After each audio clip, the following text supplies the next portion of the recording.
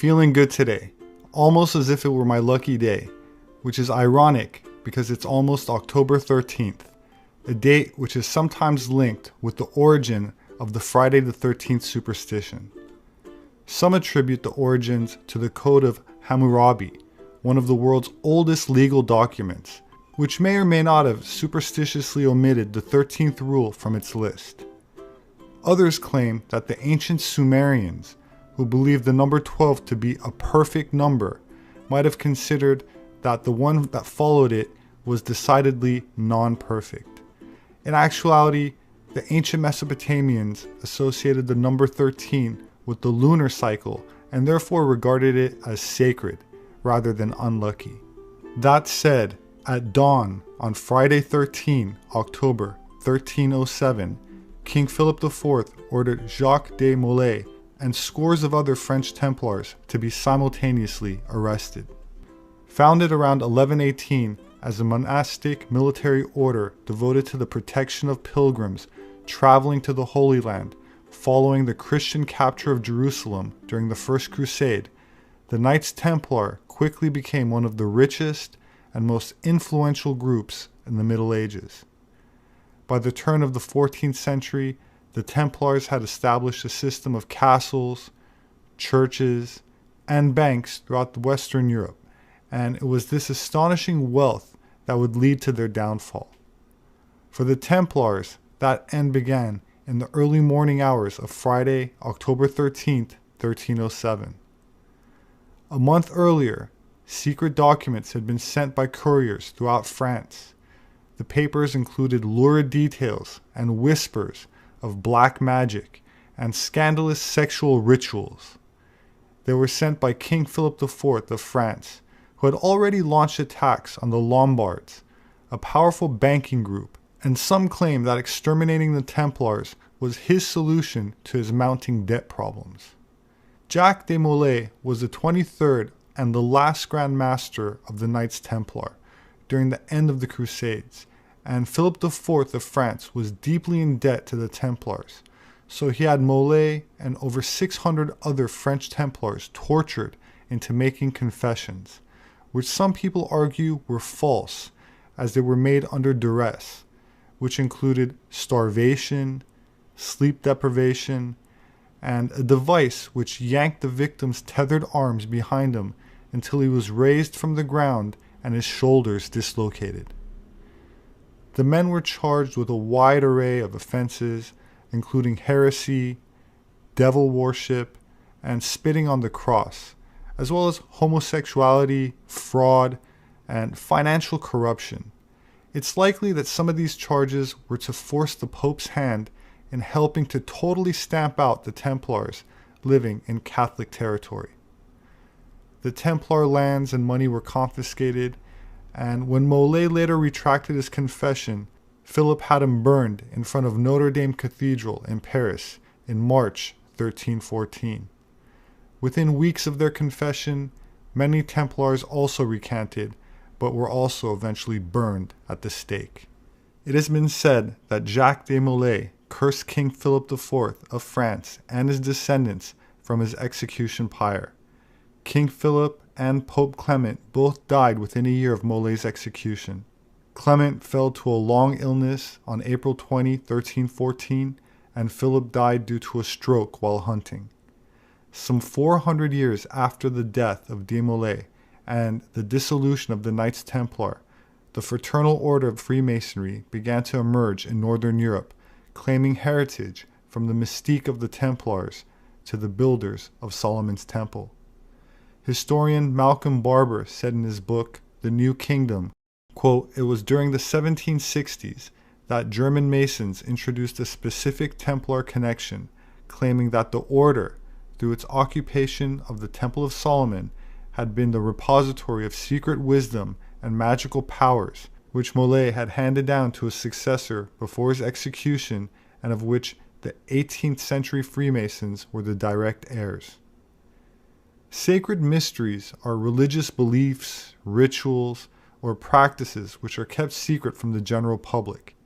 It refers to esoteric knowledge which usually requires a formal initiation and a gradient of higher levels of belief before the concealed knowledge is revealed.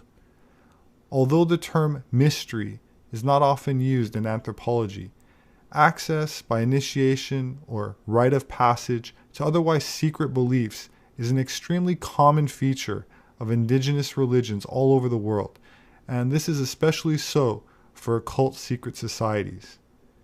In his book, The Secret Teachings of All Ages, Manly P. Hall says, quote, "Every pagan nation had, and has, not only its state religion, but another into which the philosophic elect alone have gained entrance. Many of these ancient cults vanished from the earth without revealing their secrets, but a few have survived the test of ages, and their mysterious symbols are still preserved. Much of the ritualism of Freemasonry is based on the trials to which the candidates were subjected by the ancient hierophants before the keys of wisdom were entrusted to them."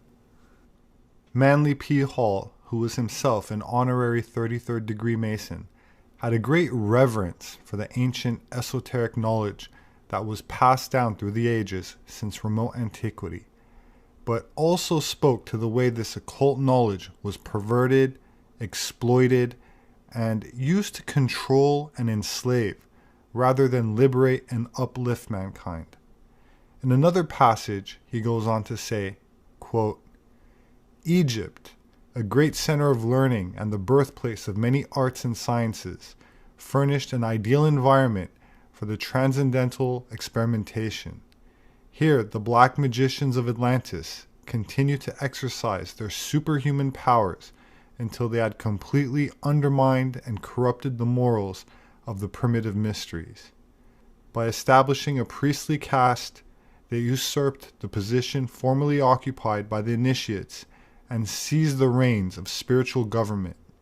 Thus black magic dictated the state religion and paralyzed the intellectual and spiritual activities of the individual by demanding his complete and unhesitating acquiescence in the dogma formulated by the priestcraft.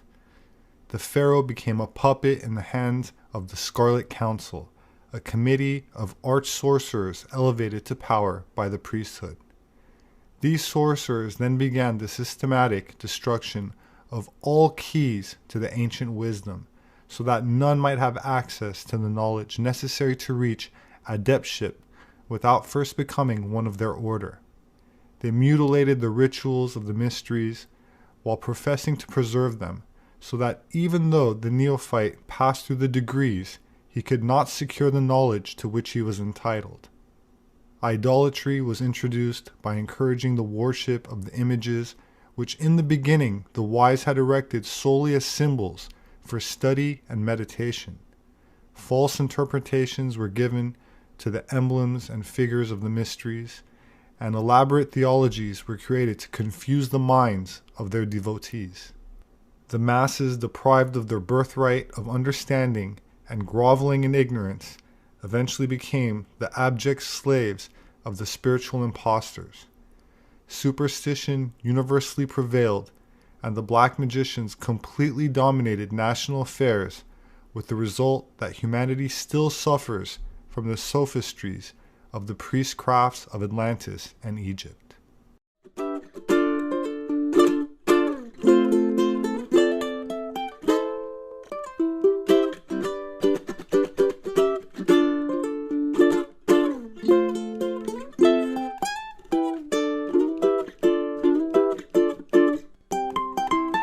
Bill Cooper was the author of a book published in 1991 called Behold a Pale Horse.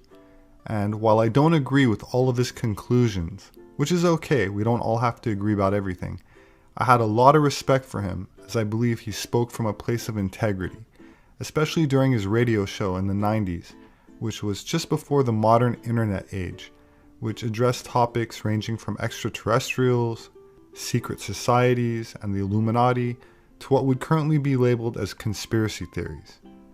Bill claimed to have worked in naval intelligence, and while I don't know much else about his background, he was named a major fugitive by the United States Marshal Service in 2000, and on November 5, 2001, sheriff's deputies attempted to arrest him at his home and fatally shot him.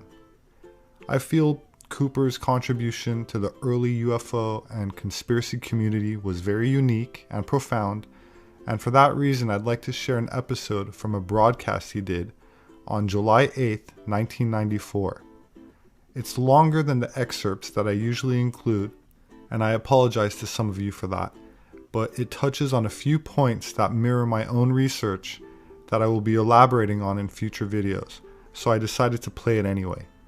I hope you enjoy it. He covers a lot of ground, so pay attention and post any questions that you have in the comment section, and I'll try to address them myself in a follow-up video. Now here's Bill.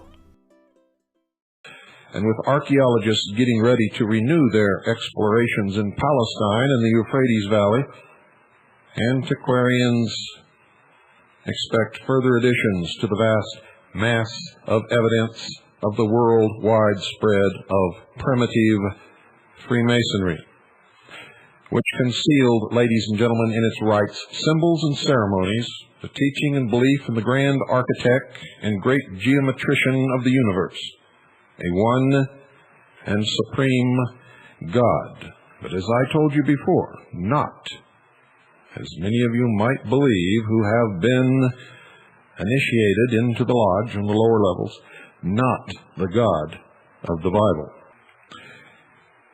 We can expect the explorations eventually to bring to light a lot of new material that will link the mound builders of the Mississippi Valley, the Mayas of the Yucatan, the ancient Egyptians, and the Chaldees, ladies and gentlemen, into one distinctly primitive brotherhood. And if you follow the thread, you will find that it leads right up to the present day. You see, the illumined ones believe that Freemasonry is the parent of all religion, the original worldwide cosmic gnosis, diffused in ancient times to the uttermost ends of the earth, scattered, as it were. Freemasonry, they believe, is the Pompeii of prehistoric science. All of the Masonic ritual, its Egyptian signs, its Chaldean grips, its Sanskrit passwords, its ancient Hebrew symbols, its Kabbalistic allusions, and its historical records are supremely scientific in an ancient way, and is a survival through long ages, ladies and gentlemen, by various underground channels of the knowledge of the universe, which was gained by Sabian astronomers from the temple tops of Chaldea, India, and China, and recorded by the equally learned geometers and mathematicians of the ancient Orient. It was this knowledge, concealed within the Brotherhood, that enabled them to build the gigantic sundials, such as that at Stonehenge in England. The two pillars of masonry today are the same as those which stood before the Temple of Solomon, erected by the same building fraternity, known as the Builders, under the supervision of the priest-architects who built the Sun Temple at Tyre, before which similar pillars stood. They are the very same pillars as those that stood before the ancient temples in America when Cortez gazed in wonder on the civilization of the Aztecs and then set out to destroy them. They are the very same pillars that fixed the solstitial points in the first crude circles of stone, with a central stone representing the sun, and the same pillars which became the Temple of Janus among the Romans, the totem poles of modern savages, and the Jachin and Boas of European cathedrals. You see, the key to the entire secret system is to be found in the ancient method preserved from ages long anterior to their reputed time by the Israelites of using identical characters for letters and numbers, a system called gematria, which I've discussed before, notably in the series which we called the Mystery Schools, or the Mystery Babylon series. Gematria. And upon this system, which a simple mathematical formula 10-5-6-5 is shown to be the basic source of all manifested existence, that formula, when presented in the Hebrew letters corresponding to the numbers being Jod, Ha, Veh, or in English, JHVH, are Yahweh, or Jehovah. Now, if this remarkable fact had been confined to the sacred writings of the Hebrews, it might be accepted as a peculiar outcropping of national genius. But this is not the case. Most of you just can't understand it when I tell you it's not the Jews. It's the brotherhood of which many Jews are a part. But so are many Episcopalians and many Catholics and many atheists and many agnostics. Are all a part. You see, my research has revealed the presence of an esoteric means hidden, secret, or mystery Jehovah worship throughout the entire ancient world is the basis of all of the outwardly pantheistic cults. Not the God of the Bible, but a pantheistic God. The real knowledge being concealed from the mass, or what they call the profane, by the priesthood and rulers, because they claim it was too high for them to grasp. But the truth is, this hidden knowledge was used to control them throughout the ages. The worship of the great first principle, defined and also hidden by the mathematical Jehovah glyph, you don't know what I'm talking about yet, so don't form any premature conclusions, was at one time spread over the whole expanse of anciently civilized America, whether represented by the vanished race of mound builders of our own United States or the perished races of Mexico, Central and South America. And this latter wonderful fact may as readily be verified by the visitor to such a purely American collection as that in the Smithsonian Institution in Washington, or the American Museum of Natural History in New York City, as by the digger in Euphrates mud or Egyptian sands. For the proof stands out once you understand the symbols. The crowning secret of the ancients, as well as of our own time, is that the study of the structural proportions of our universe as evinced in lines of force and direction, cyclic time periods, celestial areas, and visible parts, reveals, ladies and gentlemen, the fact that it is of definite form, perfectly balanced proportion, and just such a synthesis of the principles of pure geometry as to show that the features exhibited are from the same causative source as that which geometrizes the snowflake, the crystal, and the flower blossom. Hence the expression used in Freemasonry of the grand architect and the great geometrician of the universe. The ancient Egyptians adopted as the key to this great cosmic philosophy the famous Pythagorean triangle of proportions 3 by 4 by 5. Proportions which is the basis of the celebrated 47th proposition of Euclid.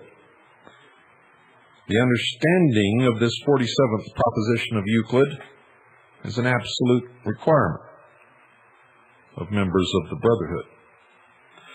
They called the three sides Osiris, Isis, and Horus, considering the first two as spirit and matter and the latter as nature, evolved from the wedding of the other two. In other words, the doctrine, the church, and the full body of initiates, the practice of it all.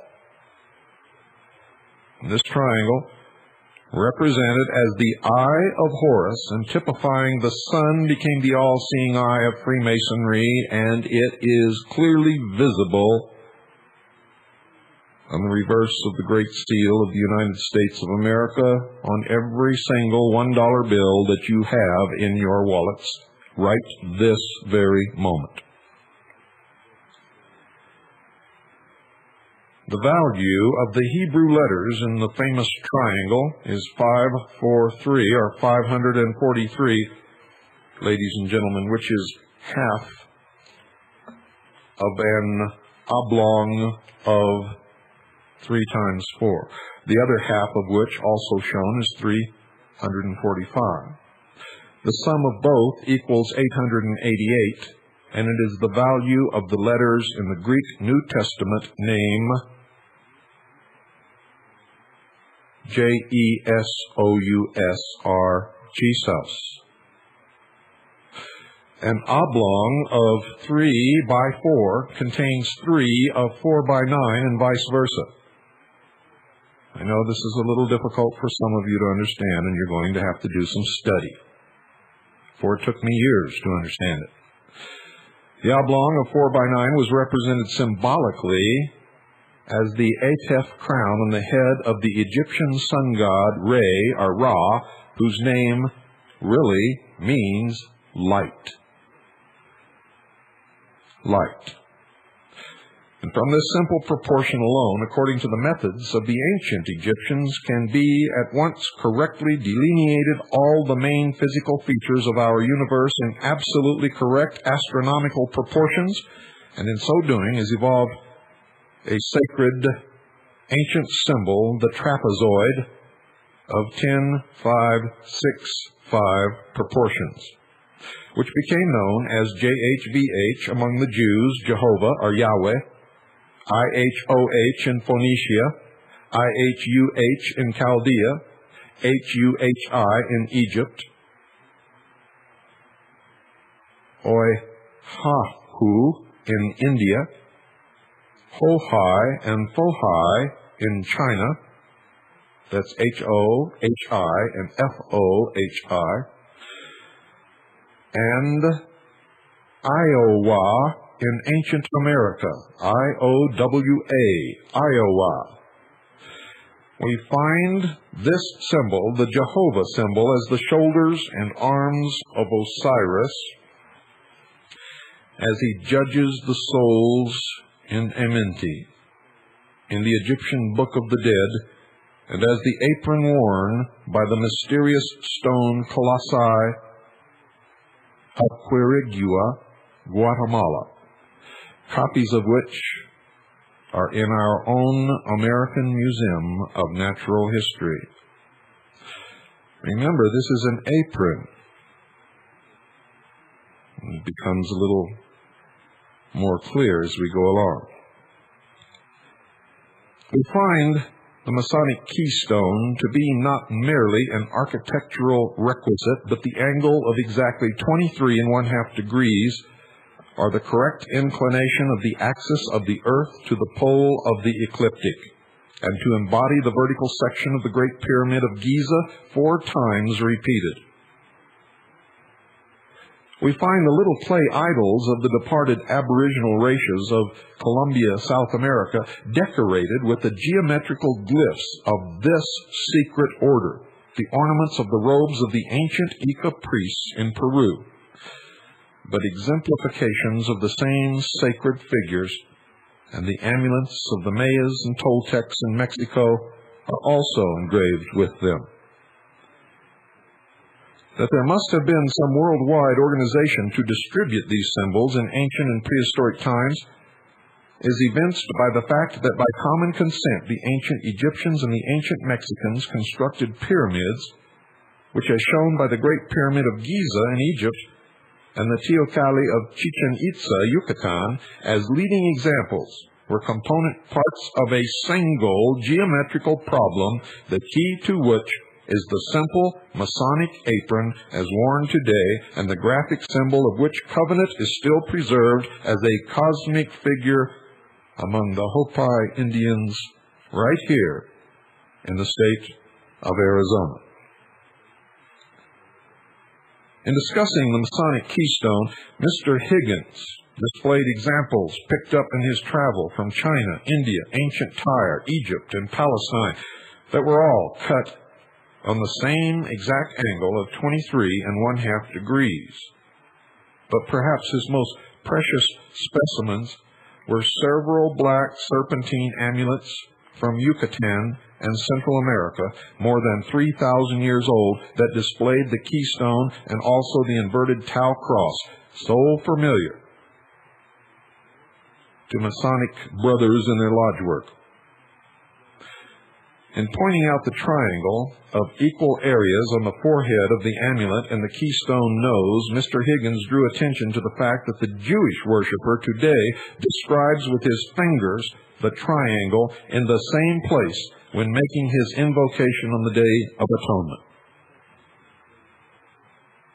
Another very rare specimen was an early Akkadian or Hittite seal expressing a triangle with 3 Masonic dots and the sacred proportions of 3 by 4 and 4 by 5, a total of 16, meaning Yah, or J-A-H, which means the universe. Now, while these keystones are very valuable in proving the contention that Freemasonry was widespread even in prehistoric times, I consider the Masonic apron preeminent as the symbol of the hidden mysteries of Masonry. It, too, is based upon the Pythagorean triangle, which, as I said earlier, was used to conceal the mysteries of the Egyptian religion.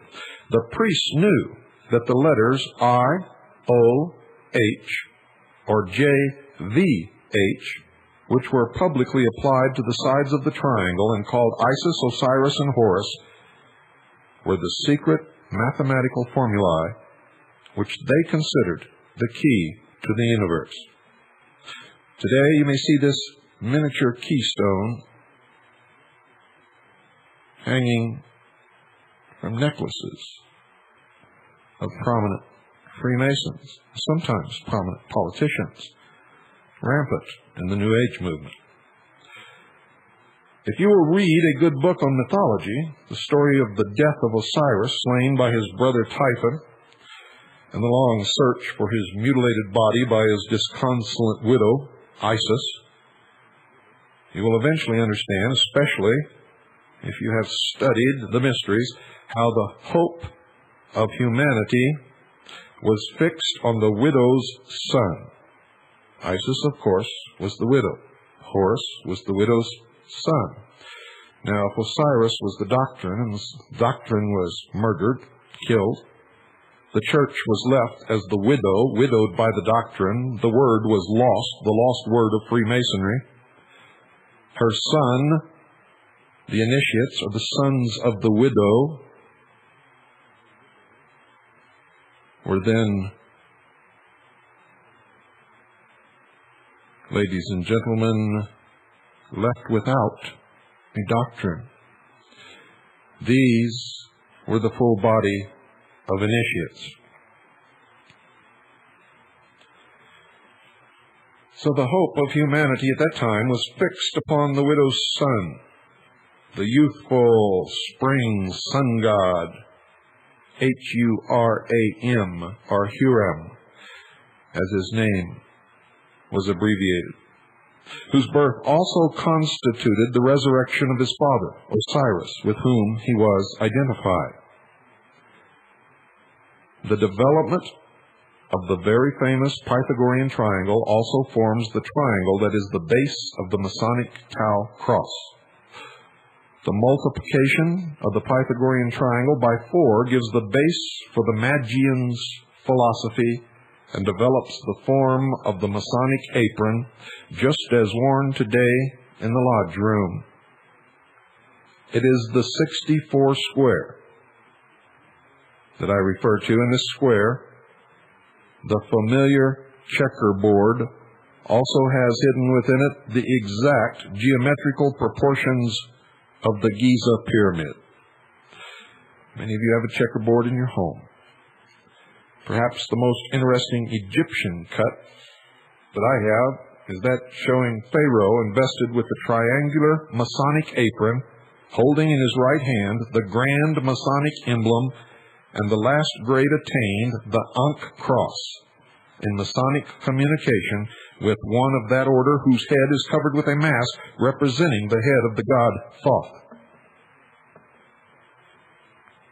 And when you examine the old Egyptian documents or pictures of such, they reveal the fact that the apron is the badge of all the gods, kings, hierophants, and priests engaged in the rites of public worship and ruling of the masses. And the apron of the ordinary celebrant appears to be a triangle of white cloth suspended from the waist in front and pinned at the corners to the tunic at each side. In the case of the Grand Master, the apron is very elaborate in design. The figures you see represent the rising and setting sun in the lower corners and the sun at meridian. The rays of the sun are so directed as to describe a regular progression of geometrical angles, such as seen on a gnomon. And over the sun apron is worn the serpent apron. The modern Masonic apron, as worn in lodge and chapter, has descended intact in every exact particular from these ancient brethren of the square and compass. And many of you who call yourselves good researchers, have ridiculed me because I have made this connection over the centuries and the millennium, and have refuted your ignorantly conceived ideas that Freemasonry began in some lodge in England during the medieval times. The Brotherhood is as old as man. And it was this knowledge that was used to subdue the masses and make government work. We see thus indicated throughout the world, ladies and gentlemen, the Masonic Brotherhood known as the Illuminati, those who are illumined collectively, known as the Brotherhood, known as the Sons of Light, known as the Sons of the Widow, or the Widow's Sons, erected thousands of years prior to any civilization of which we have any present record, to the same ever-living God whom we worship and reverence as the great architect of the universe.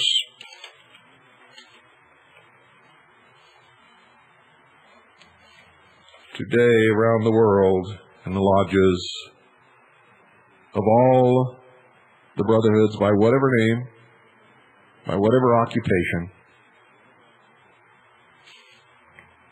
it is the same. It is not the same God that we worship in the Bible, whether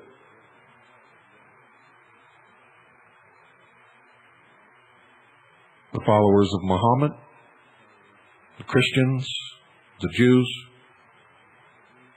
except some Jews who subscribe to the Kabbalistic teachings. They know the true meaning.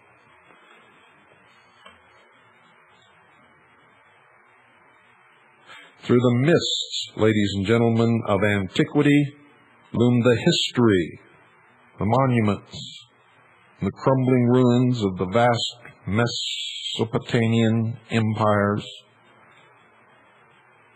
all so interrelated that historians find it hard at times to distinguish between legend and fact. But there are still intelligible, despite the beating of the winds and rains, carved in stone or engraved on tablets, buried in the ruins of the temples, evidences that Freemasonic craftsmen met in lodges then just as they do today.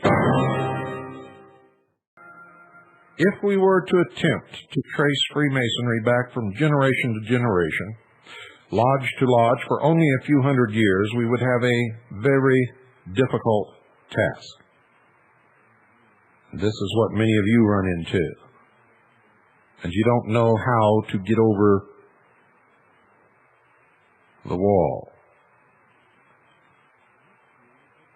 The mystery hedging about what they call the craft and the long periods of persecution and suppression make the difficulties nearly insurmountable until you learn to stop looking for names in lodges and follow the thread of their belief, teachings, and symbols. And if you're willing to credit Masonry's own legends of its past, which aver to it always have been a guild of sacred and symbolic architects, temple builders, and furnishers, then we leap back over the enormous periods of time which separate us from the earliest historical records of the human race. In our own day, we worship Almighty God under the abstract name of Jehovah, giving the latter no more technical significance than that of an ineffable name representative of the divine power and majesty, simply because somebody told us that that's what we were supposed to do. Can't challenge what you're told, can't challenge what you're presented with. My God, read your own Bible that you say can't be challenged and study the story of Job, who challenged God himself and came out the victor. What is the matter with you people?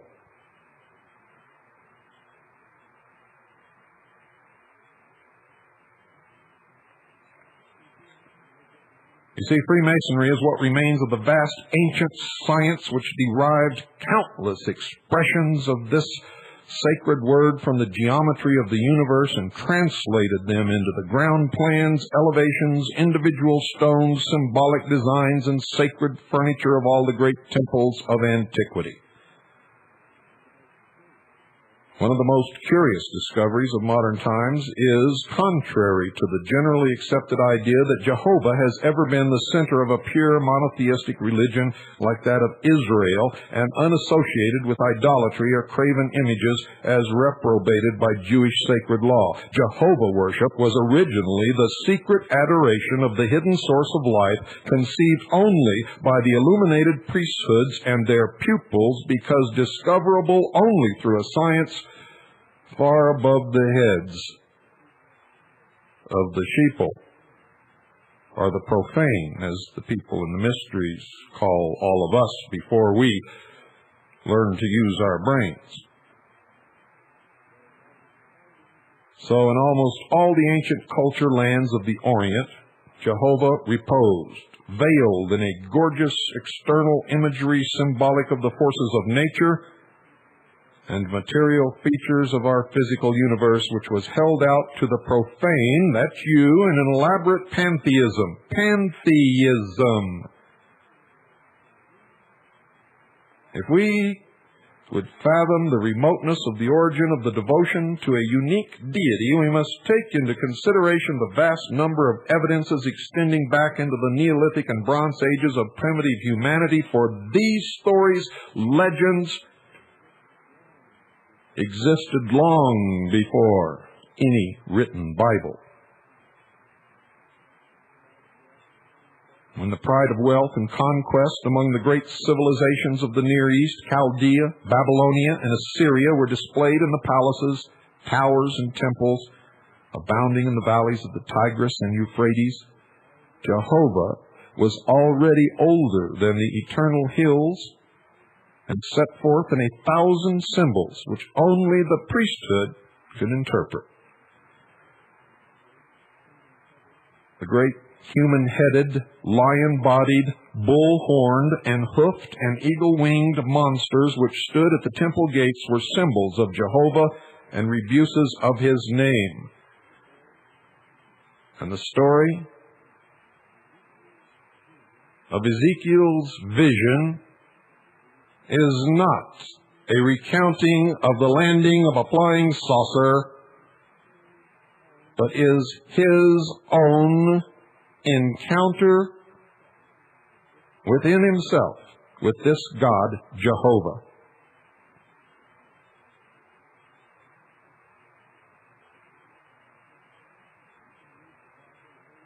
You can read the Bible 1,000,000 times if you wish, and you can claim to understand it, and you can spout out your memorization of the verses and your interpretations of what it means all you want to. But until you have studied gematria and you've studied the ancient history from which the Bible was written, you will never understand it. Not in a million years, not ever.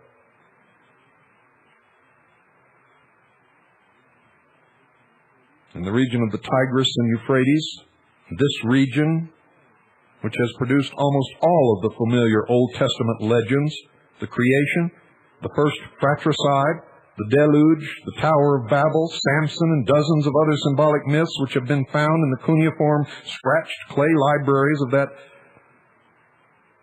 distant land and day. There are many evidences that the original legend, which crystallized into the worldwide Masonic epic, and yes, that's exactly what it is, had its first concrete expression on the banks of the Euphrates. And throughout that region are found the first evidences of the cultivation of Masonry or the Brotherhood in a purely symbolic or speculative sense, in the existence of innumerable miniature stone amulets cut in the sacred geometrical dimensions, principal among them being the keystone, discovered during the investigations of the ancient sepulchres of that region. And these little keystones, each of which is pierced for suspension, are made of the same stones as the famous Babylonian cylinder seals, and are cut at a uniform angle of 23 1/2 degrees, that of the inclination of the axis of the earth to the pole of the ecliptic. How could they have known? You see, you look back upon these ancient people as some kind of stupid cavemen with a club in one hand and a bladder of wine in the other. It's not so, ladies and gentlemen. For they knew many things back then that we are just now beginning to rediscover. And I say rediscover because they knew it, and it was lost over the centuries. There's a tradition in Freemasonry within the Brotherhood that the mythical King Nimrod of Babylon was protector or grand master of every trade guild, including that of the architects. But while the light of modern research has failed to locate the existence of that famed monarch, it is a fact that sitting statues of Babylonian governors have been found bearing architects' plans of temples or palaces that they had erected on their knees. One of Gudea, Patesi, or Viceroy of Erech, so posed, is now in the British Museum. And not only are innumerable Masonic symbolisms of our own day discoverable among the remains of these people, but remarkable sculptured scenes which will at once be recognized by anyone who studied the mysteries as correct representations of scenes of ancient initiation. And to those who have been through these initiations or who have studied them as I have, they are very familiar, strangely familiar. And the ridicule of the profane at the vaunted association of Freemasonry with the Tower of Babel was entirely uncalled for, because every bit of historical evidence brought to light among the ruins of Borsippa, the ancient capital of Babylonia, indicated to the Masonic antiquarian the close relationship, association of the craft to that tower. And you will see on the murals in the new Temple of Initiation, erected in Las Vegas, known as the Luxor, which means the source of light, depictions of the Tower of Babel and the ancient order, the Brotherhood, the builders associated with it, are all over the place. The Tower of Babel still exists as the ruins of the ancient Beers Nimrod at Borsippa, and you didn't even know it. This was the tower temple of Marduk, or Jupiter, and the king who abandoned this city to build a new capital and a more gorgeous temple to the sun god Baal at Bab-Elu, the gate of God, on the opposite or eastern bank of the Euphrates, was the great sage and lawgiver Hammurabi.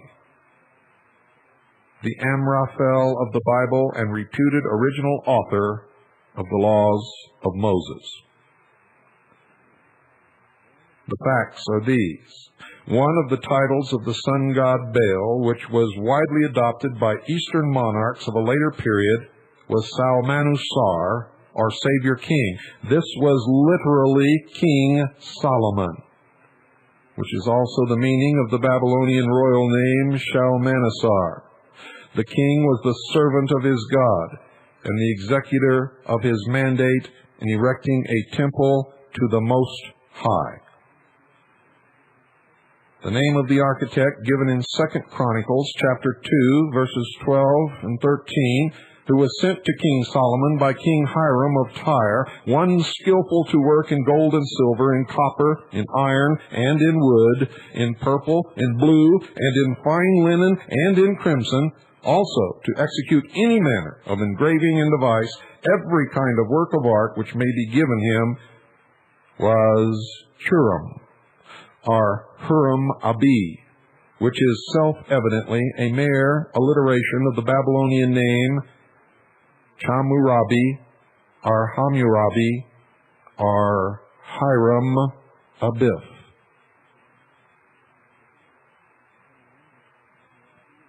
The fame of Hammurabi is just of the sort which would have made him the hero of countless legends for centuries to come, and indeed, that is exactly what has happened.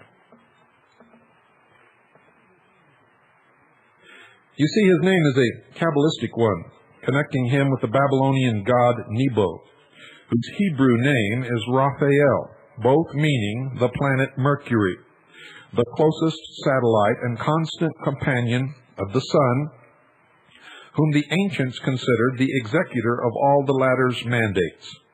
Mercury's color, the blue of heaven, is that of the Masonic order. The very best Babylonian representation of Hammurabi is on a stele in the British Museum, containing a transcript of his code of laws, and on which he is shown receiving them from the sun god Shamash, King Sal-Am-On, the edge of whose robe is an angle of 66.5 degrees, or the inclination at which the Earth's axis crosses the plane of ecliptic. To a Freemason, folks, there is much meaning in this statue of Hammurabi. The names of the materials in which the great artist who built King Solomon's temple was to work were not merely those of material colors or substances, but the symbols of the 7 planets and 4 elements, earth, air, fire, and water, which play an equally prominent part in the mythology of the ancient Babylonians, the symbolism of the Jewish tabernacle and temples, and that of modern Mystery Babylon. Each of the planets, ladies and gentlemen, known to the ancients, which was at the same time a god, was represented by a metal and a specific color. The Chaldean temples were of 7 stories, each smaller than the others as they rose. The lowermost chamber was that of Sheb, or Saturn, colored black. The next, that of Marduk, or Jupiter, colored orange. Next, there was a red stage for Nergal, or Mars. Then a middle chamber covered with plates of gold for the sun. Shamash, then the chamber of Ishtar, or Venus, a pale yellow. Then blue for Nebo, or Mercury, and finally silver for Sin, the moon, which was left unfinished or open at the top as an astronomical observatory. We preserve those colors and symbology on flags and emblems the world over. The Freemasons preserved the colors of the 4 elements in the veils of the Royal Ark chapter. The sun in its 3 phases of rising in the east, at meridian in the south, and setting in the west became Sal-Am-On. Hence the ancient morning greeting of Salam. and the designation of the dying sun god who will rise again as On-Al, or Emmanuel, and the Hebrews turned Salmanusar into Sar Shalom, or Prince of Peace, and played many other strange tricks with the old Kabbalistic lore of the Chaldeans, which is preserved by the Brotherhood even today.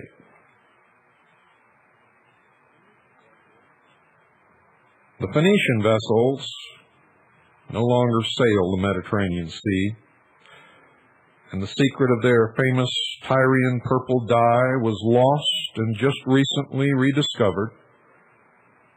But no traditional association of the ancient craft possesses more absorbing interest for the modern student of the mysteries than that which links the fame of ancient masonry to the venturesome seafarers whose winged argosies visited at least 3/4 of the globe in the morning of the human record. This is indisputable. Freemasonry is not altogether oblivious of her debt to the brave Phoenician race, aside from the luster cast by particular characters of Phoenician origin and the infamy or fame to which they are due. Mr. Higgins says, the biblical association of Hiram, the great monarch of Tyre, Phoenicia's chief city, with his brother ruler of Israel, and the participation of the former in the construction of the wonderful Temple of Solomon, the story of which enters so prominently into the Judaic history, the Christian religion, the religion of Islam, and of the Brotherhood tradition, has been heard over and over and over and over again, and is better told in Holy Writ than it ever could be recounted in modern terms. And that which particularly interests me is the question of what profane science and mere archaeology has to show of the presence among the Punic peoples of that same great cosmic cult which overspread the whole ancient world and which was based upon the geometry of the universe and the secret worship of Yahweh, or Jehovah.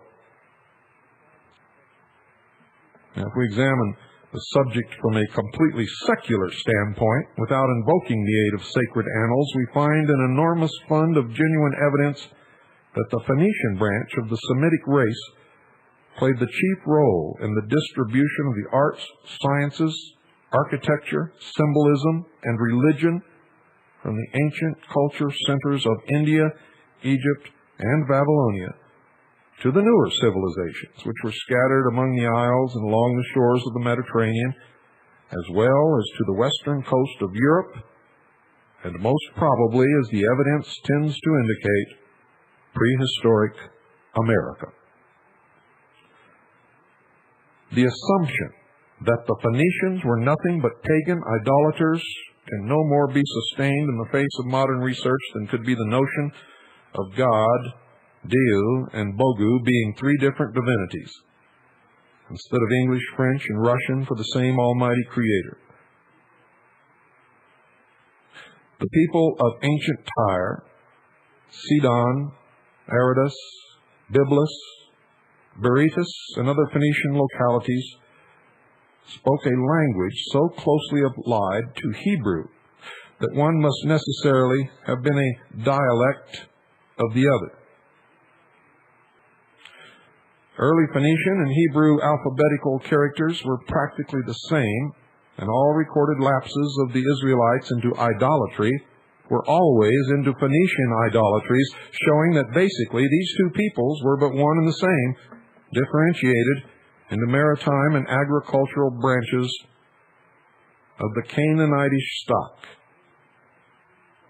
The Phoenicians may have had many gods, but to the priest they were attributes of Jehovah, while the Hebrews had the distinction of a dogged adherence to the thought of a monotheistic deity, all in all, Jehovah. Phoenician remains found over the whole expanse of the continent of the ancient world, from Scandinavia to Ceylon, prove that this clever people studied the arts and superstitions of their foreign customers, and they manufactured for each the peculiar idols, amulets, and symbolic ornaments with the same commercial acumen which once sent cargoes of brass idols from Birmingham to India with every shipload of Bibles from Oxford.